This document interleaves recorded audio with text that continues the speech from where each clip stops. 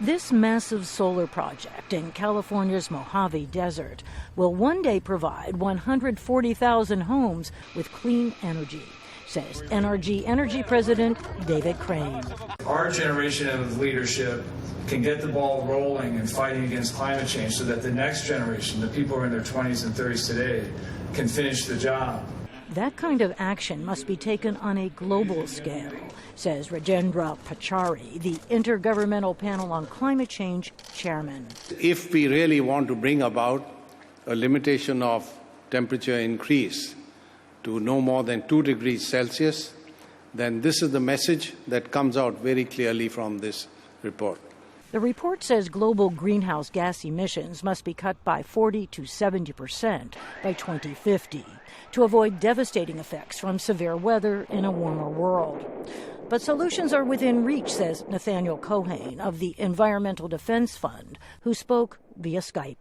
There are a handful of things around energy efficiency, renewable energy, reducing deforestation, a handful of things that the world could do, and we could help turn the corner by 2020 and get on track to reduce emissions enough to keep the climate safe.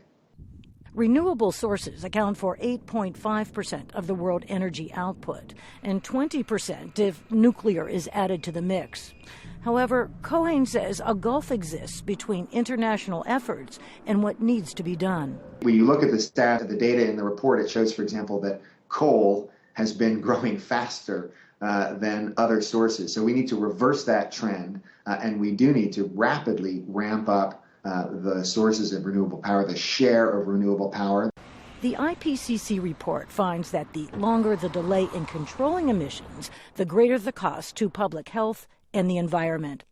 Cohane says voters must tell their governments that climate change matters.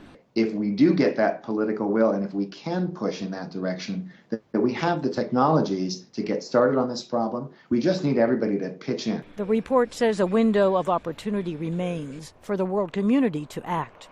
UN negotiators are working on a new agreement to curb global emissions to replace the Kyoto Protocol on climate change, which expired in 2012.